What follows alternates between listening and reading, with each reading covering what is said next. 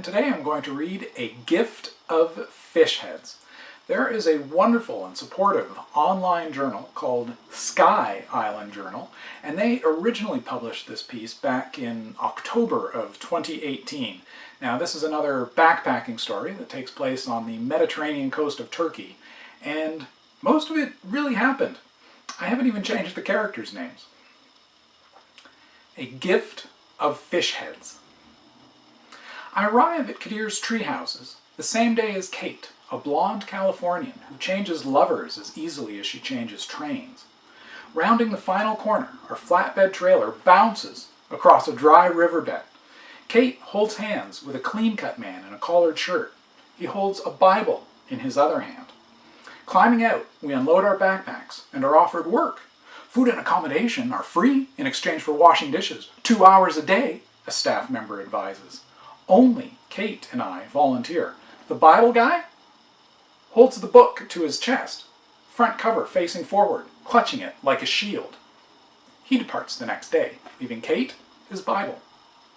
Speechless, misty-eyed, she hugs him. When I complete a mental inventory of my belongings, it's clear I'd have nothing meaningful to offer if I were in his place. Work is miserable. Dirty dinner plates and food waste from 100 economical youths. No hot water, cockroaches. The kitchen floor is wet and muddy where we stand. Our knees get squirted each time the wobbly stone tiles shift beneath our weight. Chickens peck their way in, looking for food. Yet, we discover paradise. Is anyone heading to the beach? Someone asks on our second morning as we sip apple tea, sitting on tasseled pillows at a low wooden table, surrounded by trees and mountains. Kate and I join 4 others. Along the way, we pass 10 sparse establishments, youth hostels, pensions, and a campground. Courtland, a new friend who's lived here a month, acts as a guide. The Turkish government banned concrete in this valley to preserve it and halt development. That's why you only see tents, huts, and tree houses. The dirt road ends. We continue along a thin trail. Courtland indicates tombs carved in stone cliffs. Lycians were the original settlers. This is all they left behind. But the Greeks had more impact. Beneath those umbrella pines, he points halfway up the hillside, are the remains of an enormous amphitheater. A gurgling stream appears, and Courtland informs us we're passing through the ancient city. Now a forest. He shows us ruins of a Grecian temple, Roman baths, and Byzantine church. All overgrown, unexcavated. The stream widens, but doesn't even have the power to dig a channel to the sea. It pools at the base of a collapsed bridge and seeps through filtering sand into the Mediterranean. 3 backpackers trudge away and find their own spot, but Kate and I remain with Courtland. We dip our toes, then spread our towels inches from the tranquil water's edge. A tall green hill rises to our right.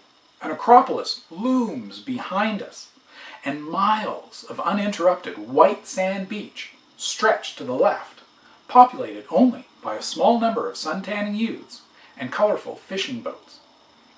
Far off, Mount Olympus watches over all, its peak covered in snow. The 30-minute walk to the beach becomes a daily routine. The rest of the time, we talk with other travelers, read novels traded from hand to hand, and explore. Courtland leads us to the Rainbow Wall, a multicolored cliff face 10 stories high, facing the sea, elegantly stained by leaching minerals. We also hike to the next valley, where a mountain stream fills a series of cascading pools.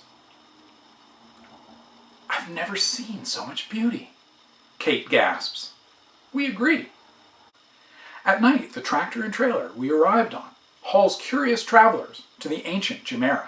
As usual, I rely on Courtland. Homer wrote about the natural lighthouse, giving it mythical qualities, though it's nothing more than gaseous volcanic vapors escaping through chasms in the earth. Some long-ago fire set them alight, and they've burned ever since. For centuries, passing ships navigated by the flames. Our small bay made the perfect place for bandits to wait in ambush. That means pirates were the final inhabitants before tourists invaded. Under the nighttime spell of primeval flames blazing on a remote hillside, Kate embraces a French traveler who recites poetry. Like many others, his stay at the compound is brief.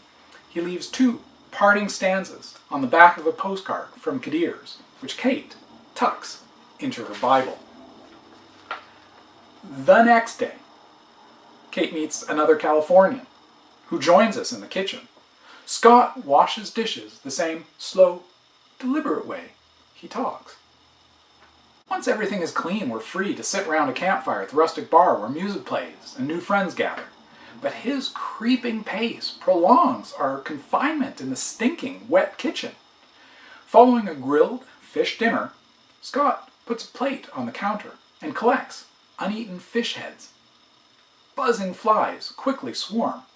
Bewildered, disgusted, I ask, "Why are you keeping those?" "A gift. For Kate," Scott replies with trademarked deliberation. "How lovely," I mock, certain he's mad. When Kate arrives, her face bursts with joy. I see love in her eyes and warmth in her smile. Taking the plate and its grotesque contents, she kisses him, then makes for the back door, striding past 2 pecking chickens. She gets on her hands and knees and crawls under a nearby hut, where she's greeted by a litter of kittens. Scott and I watch. In the dirt, head on one hand, Kate feeds mewling newborns the tantalizing meal. Glowing with biblical radiance, her poetic eyes flit between hungry, adorable kittens and the languid dishwasher who made this moment possible. It is the most blindingly beautiful thing I've seen in this gorgeous green valley. Wishing I had thought of it, I wonder how the slow-talking Californian knew his humble gift would be appreciated. 1 week later, he and Kate are still together. Leaving on the same flatbed trailer, they disappear into the Lycian countryside. The end.